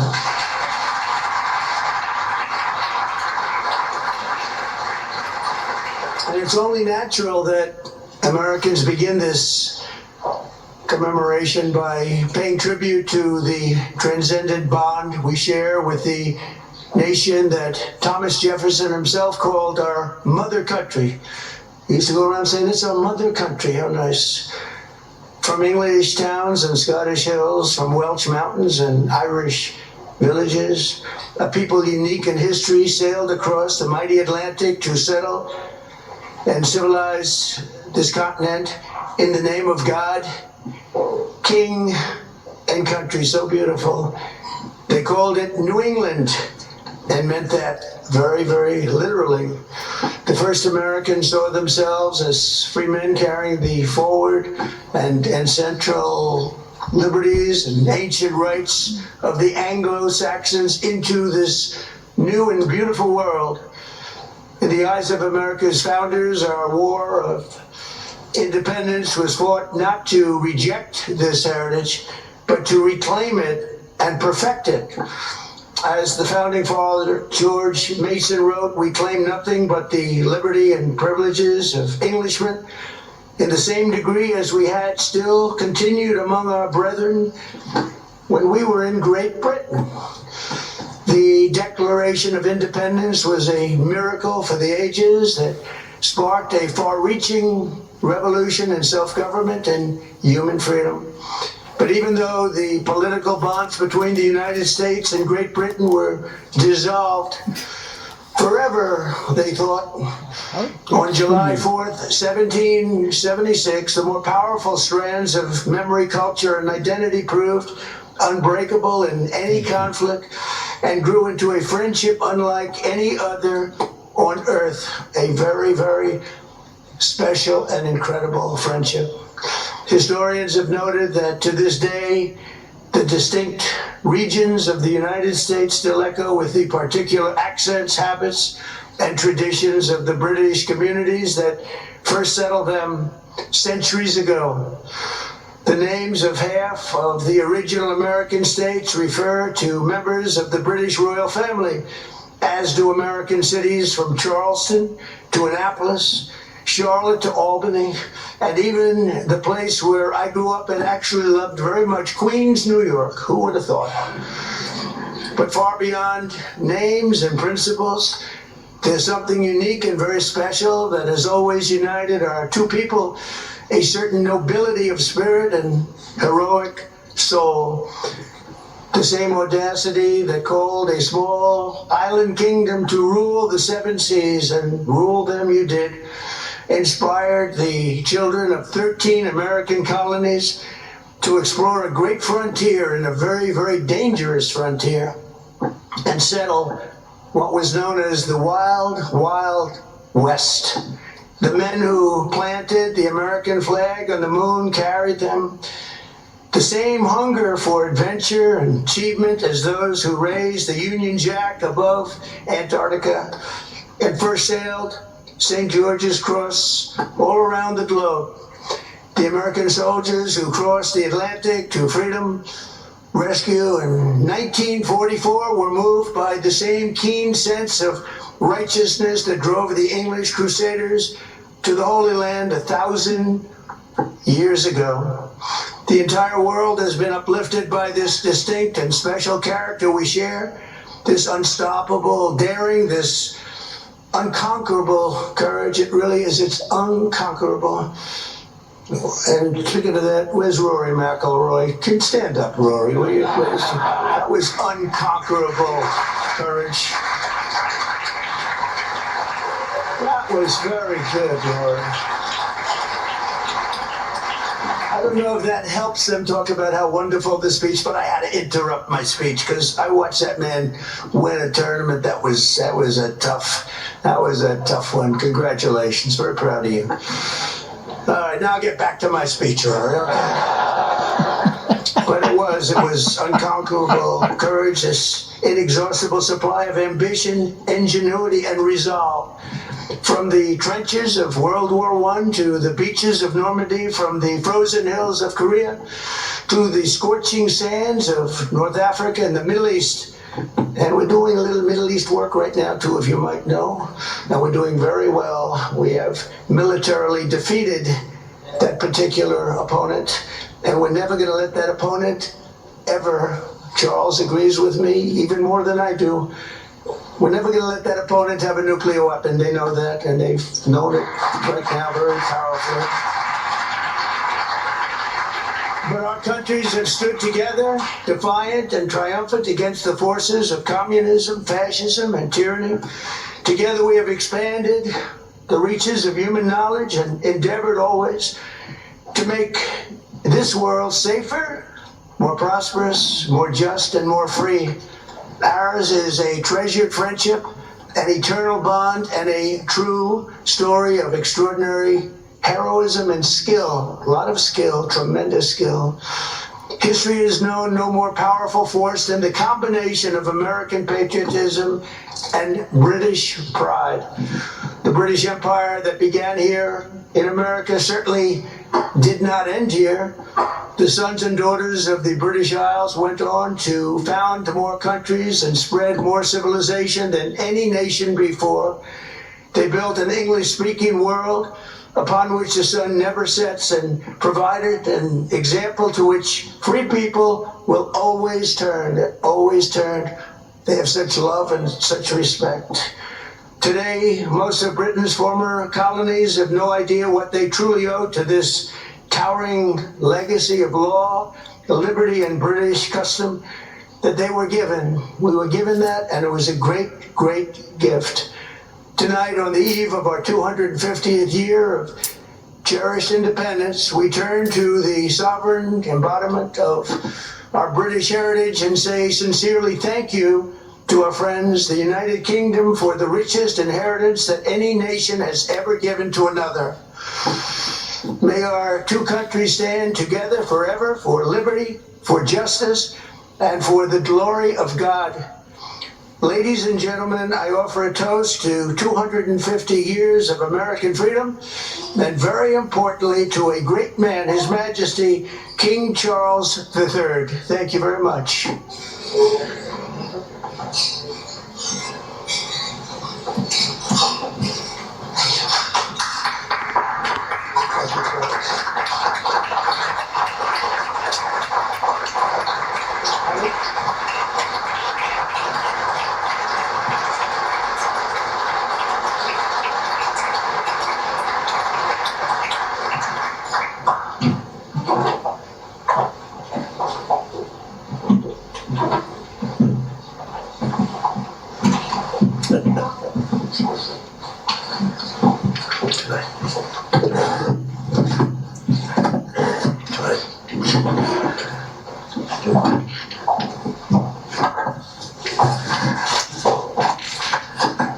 Mr. President, First Lady, my wife and I are most grateful to you for your generous hospitality as the United States celebrates this very special anniversary year of the Declaration of Independence.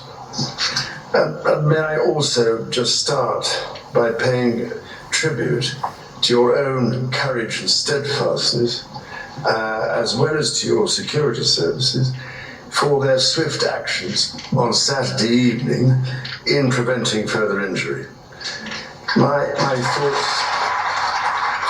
Amen. Praise the Lord. Thank you, God. My thoughts and sympathies are very much with you, the First Lady, and all those guests for whom this must have been a very upsetting incident. As the words of that famous anthem remind us, this is the land of the free and home of the brave, as your own response demonstrates. What used to be called in the last war in the United Kingdom, keep calm and carry on. I now realize, to my amazement, that my first visit to this remarkable country was over 50 years ago. And, Mr. President, the golden threads of history and heritage between our lands are also embodied, as you mentioned earlier today, in your own family and your own family story, whose roots trace back to the beautiful landscapes of Britain's Outer Hebrides and continue, as we know, in the great golf courses of the Highlands. I can only imagine the immense pride with which your own dear mother, indeed both your parents, must be looking down on the great office to which you have been elected for a historic second term. And if I may say so, it is a particular pleasure to be back in this wonderful building, the heart of your democracy. On this occasion, I cannot help noticing the readjustments to the East Wing, Mr. President. Following your visit to Windsor Castle last year, and I'm sorry to say that we British, of course, made our own small attempt at real estate redevelopment of the White House in 1814.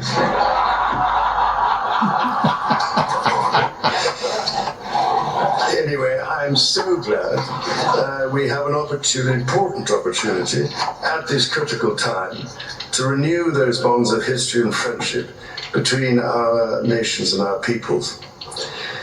2.5 centuries ago, the United States of America was founded through an audacious and visionary act of self-determination. From the beginning, the American character has been defined by courage, tenacity, and the spirit of adventure. As the direct descendant of King George III, I know this is a nation that never gives up. And my family's history remains reflected in your maps, which read rather like our Christmas card list across the ages.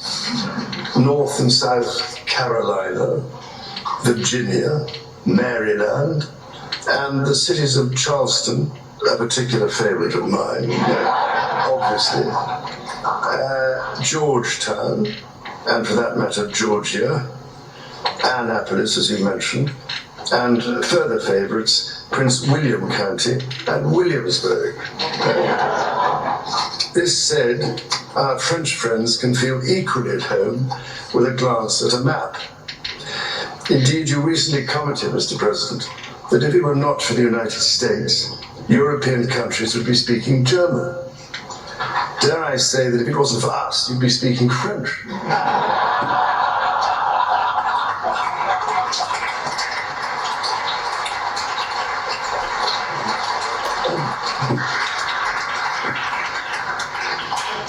Of course, we both love our French cousins greatly, and we three estates are not only bound by our shared values, but by a profound belief that together we are more than the sum of our parts. Out of the fires of a bitter and bloody Revolutionary War, the triumph of the father of this country, George Washington, and his fellow founders, was to forge a democracy founded upon the rights to liberty and the rule of law. The story of Britain and America is one of reconciliation from adversaries to the closest of allies, not always perhaps following the straightest path. As you said yourself, Mr. President, during your own state visit at Windsor Castle last year, ours is an unbreakable bond of history and heritage, culture and commerce, industry and invention, and we are determined to face the future together. Tonight, we are here to renew an indispensable alliance which has long been a cornerstone of prosperity and security for both British and American citizens. Our people have fought and fallen together in defense of the values we cherish. Across the ocean and from coast to coast, we have traded, innovated, and created together.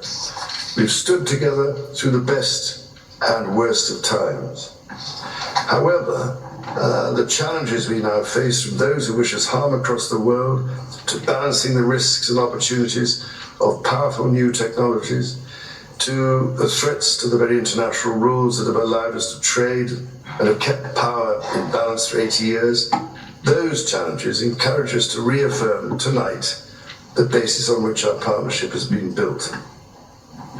And yes, we have had our moments of difficulty, even in more recent history. When my mother visited in 1957, not the least of her tasks was to help put the special back into our relationship after a crisis in the Middle East. Nearly 70 years on, it is hard to imagine anything like that happening today.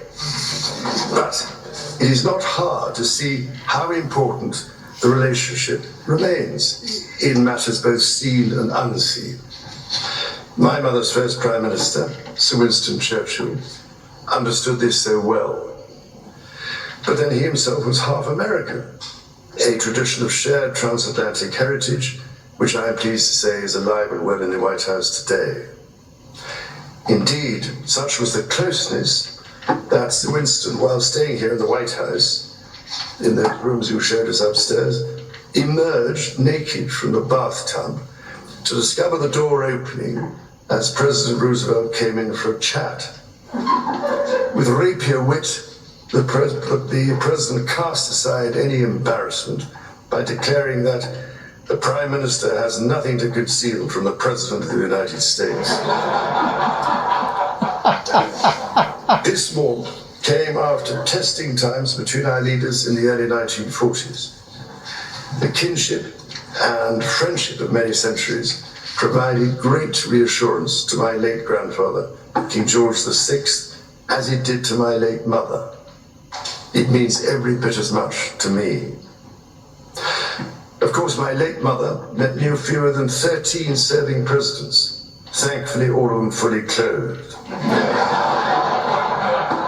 The first president I had the honor of meeting at the age of 10 in 1959 when he came to Balmoral was President Eisenhower, who had served as Supreme Commander of the Allied Expeditionary Forces during World War II at a most critical time in the darkest days of the 20th century. American leadership helped rebuild a shattered continent, playing a decisive role as a defender of freedom in Europe. We and I shall never forget that, not least as freedom is again under attack following Russia's invasion of Ukraine. Today, our partnerships in NATO and AUKUS deepen our technological and military cooperation and ensure that together we can meet the challenges of an increasingly complex and contested world. And speaking of submarine alliances, there was one particular AUKUS predecessor launched from a UK shipyard in 1944 that served for the majority of her life attached to the 4th Submarine Squadron in Australia, playing a critical role during the war in the Pacific. Her name? HMS Trump. So tonight, Mr. President, I am delighted to present to you, as a personal gift, the original bell which hung on the conning tower of your valiant namesake. May it stand as a testimony to our nation's shared history and shining future. And should you ever need to get hold of us, well, just give us a ring.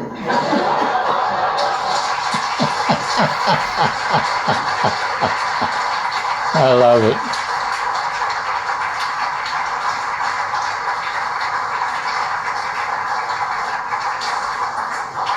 For 250 years, the ingenuity and the imagination of the people of the United States have been an inspiration to the world. This land of opportunity has nourished some of humanity's greatest minds, from the industrial age to the space age. So many miracles of the modern world have been and still are invented in America. Indeed, we have followed the voyage of Artemis II, or Artemis II, as my family and I might like to call her, with close attention.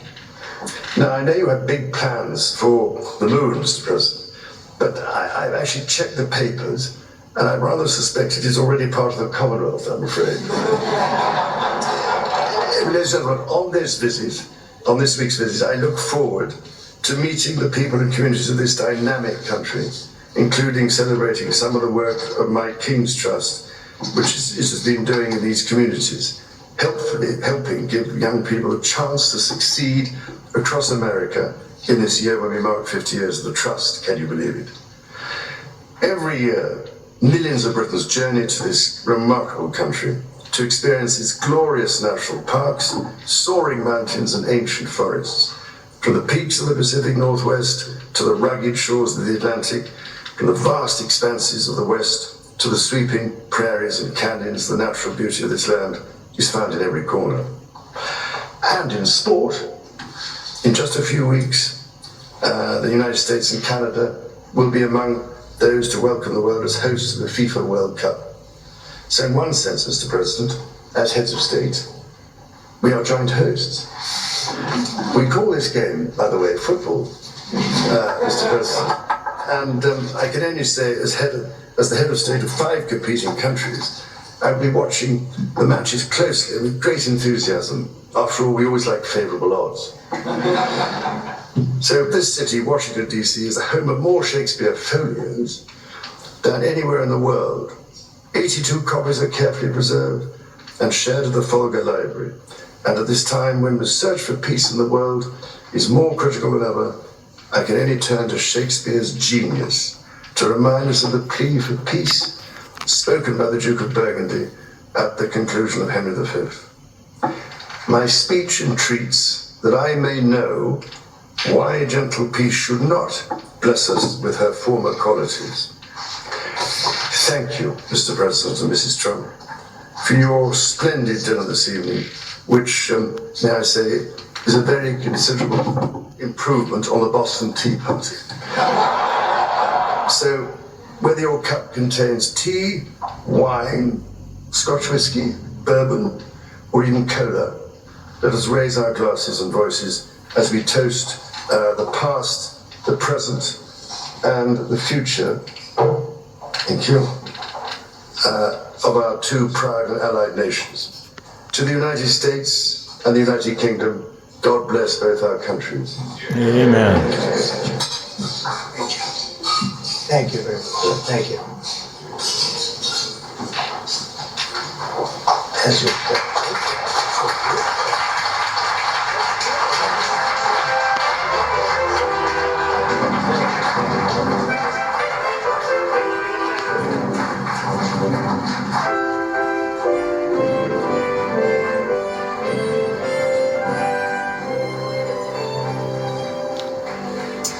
And welcome to Hannity. And tonight, a historic state dinner at the White House after a big day in Washington.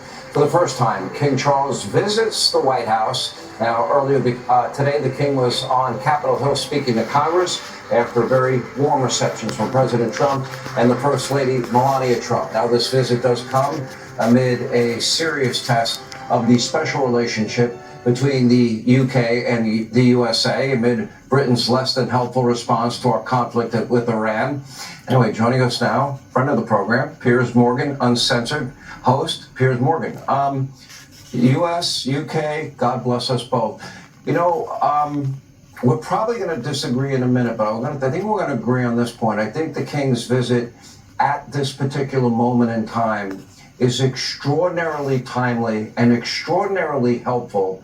And the president's deep, abiding respect for him personally and his mother that he had personally goes a long way to maybe bridging a gap, because this gap is real, which we'll talk about in a minute.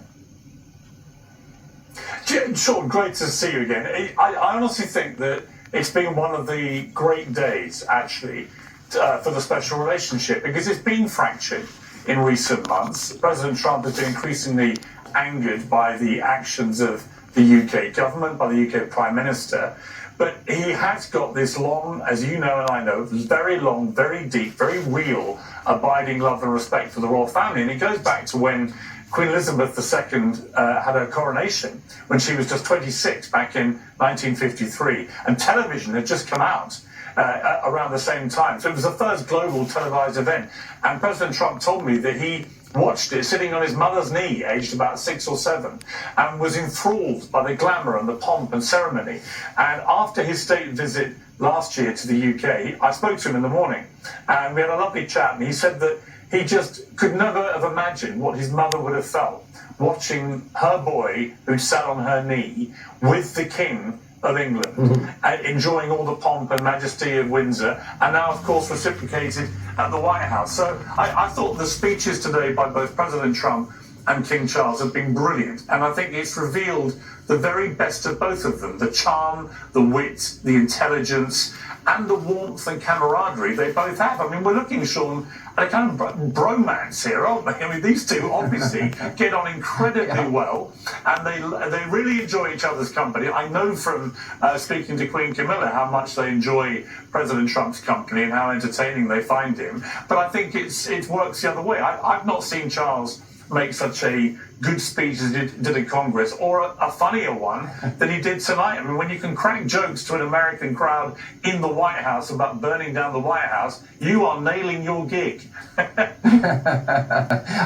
really was special, and I do believe that hopefully this will go a long way.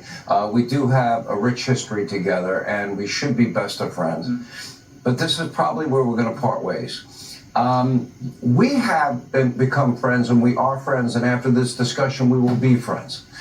And we have a mutual admiration for one of the greatest leaders of all time, and his name is Winston Churchill. And we have discussed about our mutual passion for this man and what a historic figure he was. And, you know, in the bombing of Britain, going among the people of blood and toil and tears and sweat. And what is our aim? Our aim is victory. I've studied him. I have listened to his speeches. They are historic. They are inspiring beyond belief. And I say that as a lead up to this. I see Europe and I see your country, which I love, and you among them, in a state of decline. I think that Great Britain, unfortunately, and most of Europe and most of NATO, they have abandoned their commitment to national security and defense to the degree they need to keep up in a world that is ever changing. I see that they have embraced, once again, socialism. Margaret Thatcher warned about it herself many times. When you run out of other people's money, I think they have embraced climate alarmism. I think, and the worst part is unfettered, illegal immigration without assimilation. And I never thought in my lifetime, Piers, that there'd be nearly 100 Sharia courts in Great Britain or no-go zones in other parts of Europe. And when the United States pays 2/3 of NATO's bill, and Great Britain and France and Spain and Italy and other countries don't have moral clarity to stand with us against the #1 state sponsor of terrorism, I almost find it unforgivable.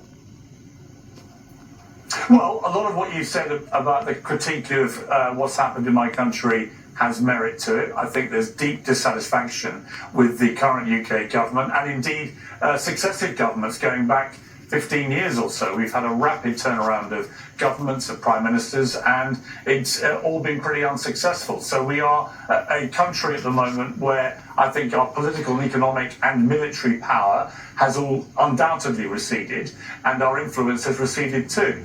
And I think that why this trip is so important is that King Charles was able to remind people that at its best, an institution like NATO is a very powerful and great institution. However, and it's an important caveat that you touched on, only if all the member countries put up. And what has been happening is that we, along with many other countries and members of NATO, have not been paying our proper dues. And President Trump, when he first came into office in 2016, he was on this immediately and said, why are we doing all the heavy lifting for this alliance, this NATO, if the member countries around Europe are not going to stump up their proper dues? And he has forced many of the member countries now to pay significantly larger sums of money. And I applaud the president for doing that. He's absolutely right. Now, where I would disagree with him is about his slightly ominous comments recently that in light of what's happened with Iran, then there's no point in America being part of NATO. I hope he doesn't mean that. I hope he listens to what King Charles said today. I bet they've been discussing it privately. And what I would say about Iran is the correct response of the UK government, if they took a position that they were not convinced about the legality of the war, that's a reasonable position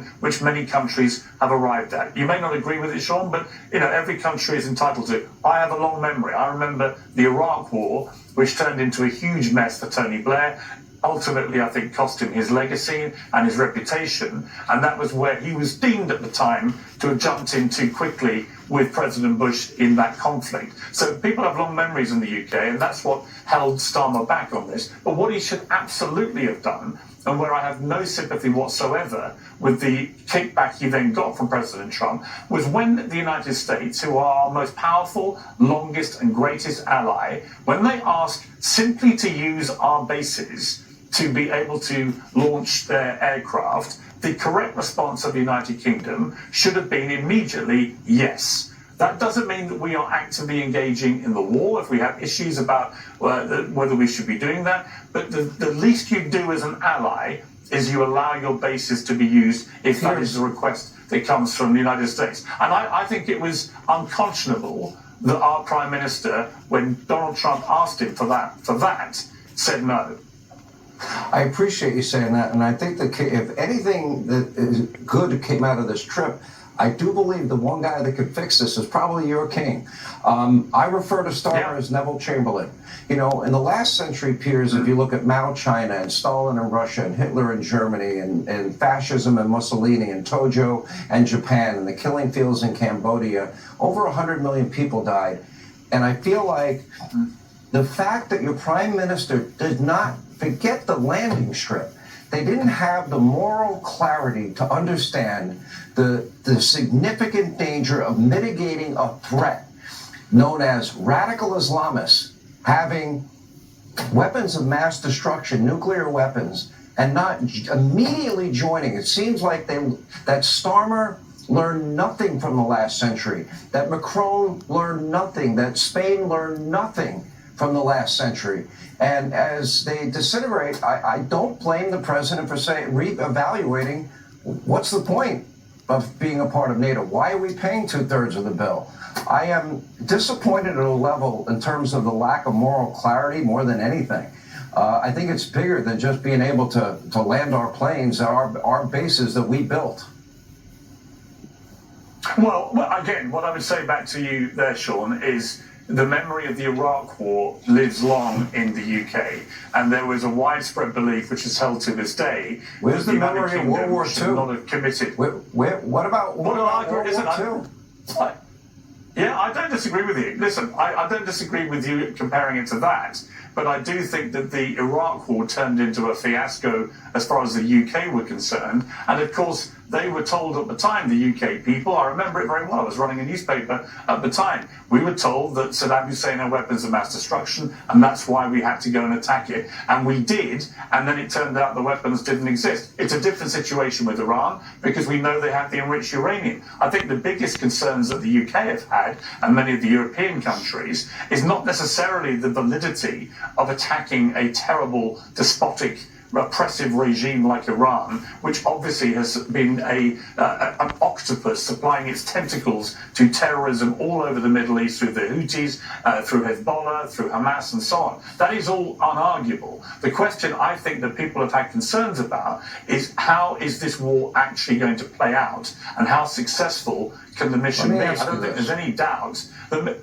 Well, I don't mean to finish my point if I could. It's just that militarily, I think America and Israel have smashed the Iranians to pieces. That is, again, unarguable. But this issue around the Strait of Hormuz and the enormous economic damage that's causing the whole world is a serious concern that is ongoing, as is Iran's attacks but so is a on the Gulf nuclear on states.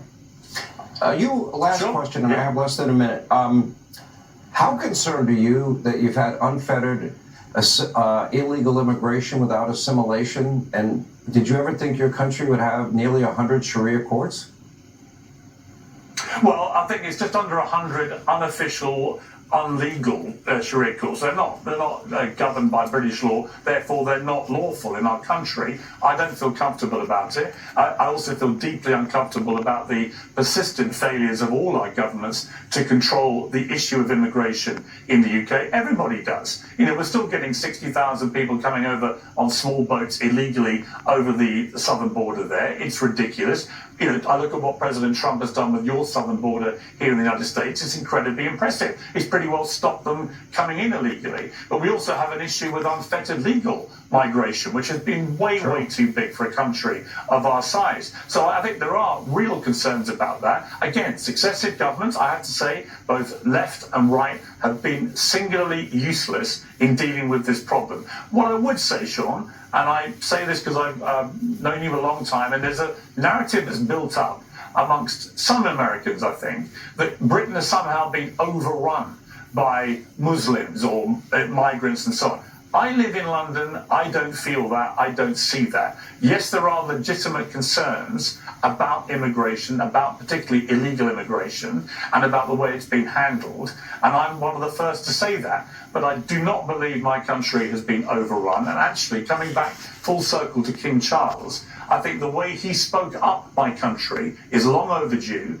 Britain remains a great country. You have a great country in the United States. We have a great special relationship. Those who shy away from that phrase, I think, should come back now and embrace the fact that we have a great joint history together. Yes, we will sometimes get things wrong on both sides, and King Charles alluded to that. But I think fundamentally, as you and I are doing now, Sean, we can agree to disagree on some things. We can have a civilized debate, and you and I know we will always remain friends because I have a great abiding respect for you, and I hope Except if you try to reciprocated. So. Except when you talk about the Second Amendment, then you lose me completely. Then you're gone. But Piers, we do appreciate you being on. You are a good friend. Sean, it's good to see. I think we can both agree. We would have both quite liked to be at the White House tonight, right? I was invited, but I decided to work. Anyway, Piers, thank you. Somebody's got to, hold down the fort here. Piers Morgan, thank you. All right, just to reiterate, tonight's state visit comes amid a low point in the alliance between the UK and the US. And keep in mind that an Iranian nuke poses a far greater, more immediate threat to Europe than the US. They have ballistic missile range that can actually hit London and Paris. On Truth Social, the president did announce that Iran's economy is now imploding. The regime is now desperate to make a deal. Unfortunately, the country is still struggling to figure out their, quote, leadership situation. In the meantime, the U.S. blockade will continue. Earlier today, U.S. Marines boarded a commercial ship suspected of attempting to violate that blockade. According to CENTCOM, 39 vessels now have been redirected to ensure full compliance. This is causing major anxiety inside of Iran, and for good reason. reason. The country is running out of places to store their oil. As our Treasury Secretary Scott Bessent put it, quote, while the surviving IRGC leaders are trapped like drowning rats in a sewage pipe, Iran's creaking oil industry is starting to shut in production thanks to the blockade. Pumping will soon collapse. Gasoline shortages in Iran are next. So what does this mean for the U.S. in the days and weeks to come? Here with more. Fox News strategic analyst, our friend General Jack Keane is with us. General, I think the blockade is enormously successful. I think the blockade coupled with the next stage of military targets would probably be the perfect combination, but you would know better than I. Yeah, absolutely, Sean. I mean, we're 3 weeks into a ceasefire with repeated attempts now to find a deal, and certainly a deal by anybody's definition that would be acceptable to President Trump seems to be at a far distance. It doesn't seem likely at all. And I think the reason at the heart of it is because the Iranians really don't want a deal. What they intended to do with this time period is just play us for time, believing that the political and economic pressure on the president will grow and put him in a position either to make major concessions or just back away and declare victory and that it's all over. So that's, I think, where the Iranians are, where the president is, and likely, I think, the reassessment with his team will come to the conclusion that, yes, keep the blockade. We said when we went to the ceasefire, there was about 2 weeks of assigned objectives that had to be completed in that time frame. And during that time frame, Central Command, who's in charge of the U.S. war, has doubled its capability from when it started at the beginning of the war. So, and the Israelis have recovered any munition shortages they have. So in terms of our capability going forward, we'll actually be able to press a very aggressive and comprehensive campaign to complete the Prime Minister's objectives and the President's objectives for their military forces. And I think that's realistic. The objectives we've been on now and trying to make it work can't make it work. And President Trump, as we all know, Sean, is not going to take a bad deal. And the Iranians are miscalculating and underestimating him again. So I do think we're on that path. We'll have to open up the Straits of Hormuz maybe after the military operation is completed. And I think one other thing we should do, and if we're not doing it now, we should do it in earnest, because it's never been our objective to topple the regime. But certainly they are so weakened that they're going to be close. And the Mossad and the CIA should be working to undermine this regime and to support the Iranians wherever they are in terms of what they want to do about the current situation and enable, at some point, a final collapse of the regime itself. That's kind of where I think we are, Sean. Yeah, I think so. I would expect that the president's patience in terms of withholding military force is running out about now. Would you agree? Oh, yeah, absolutely. I mean, look at all the attempts here to make a deal, and we've struggled to find who we can make the deal with. And I think there's been some clarification, but not completely on that. The Iranians really don't want it, and that's where they are. And the one thing I would say, there will be people that argue, let's just keep the blockade in place and don't do the military operation. This is something our viewers have to understand. The people running the regime, their only objective is to survive and stay in power. The amount of economic peril that the blockade will put on Iran is real. Eventually, it could cause an economic collapse. But they don't care about the suffering of their people. Whether electricity is on or whether there's long gas lines or other economic plight that the people will suffer. They will not give in my judgment. What we need to do is finish the objectives in terms of the military objectives that have been assigned to the Israeli forces and to the American forces, and let's finish what we started. All right, General King, we always appreciate you being with us, General King. Amen. Also, when you think the UN can't get any worse, all these globalist organizations, I'm sick of all of them, think again. On Monday, the UN actually tapped Iran to serve as vice president of its nuclear non-proliferation conference. Here with more on this and all the top stories coming out of Iran, the Crown Prince of Iran, Reza Pahlavi, is back with us. Let's get your take where we are now. The one missing piece that I would like to see filled is I'd like to see the Iranian people armed. I know that there are attempts to do it. I don't know if they're successful. I just think that that would be the next logical step. What would you like to see happen? Good evening, Sean. Good to be back with you. What's going to be the ultimate end game is for the people of Iran to reclaim their country. In order to do that, they need to have an equalized playing field. What happened on January 8th and 9th of this year was a massacre to the tune of 40,000 people that were killed in less than 24 hours.